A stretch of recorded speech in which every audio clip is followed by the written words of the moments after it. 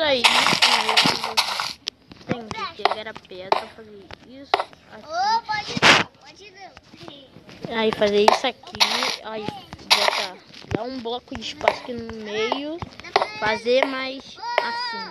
Fazer tipo como se fosse um imã quadrado. Aí agora vocês fazem um muro aqui. Pode deixar no chão, não. Muro pode ser com material que vocês quiserem, mas eu vou fazer de pedra. Não tem dente, não. Aí vocês dão um espaço aqui. Aí eu vou baixar o Block Launcher de novo.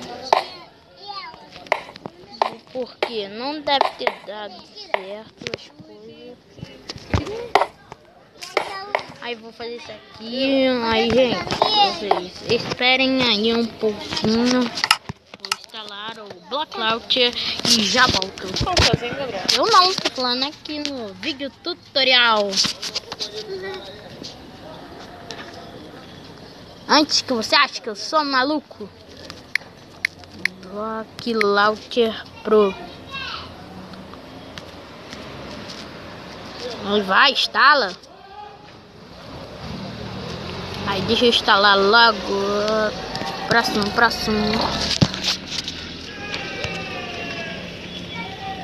Vai fazer calor de novo nessa luz, Aí tá instalando. Deixa eu esperar um pouquinho. Abrir. Olha lá como tá vermelho. Amanhã, né? É. Vai logo.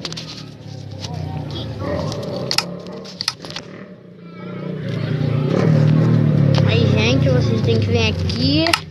Ó, eu tenho um mod. Pega esse pistão aqui e peguem a alavanca. Só que vocês tiverem esse mod. Aí vocês botam assim, ó, o pistão.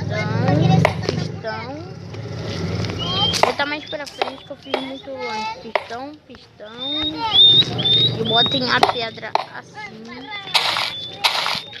Eu não sei muito bem porque eu ainda deixei isso aqui aberto, mas eu vou fazer. Eu nada, é o vídeo aqui, Bruna.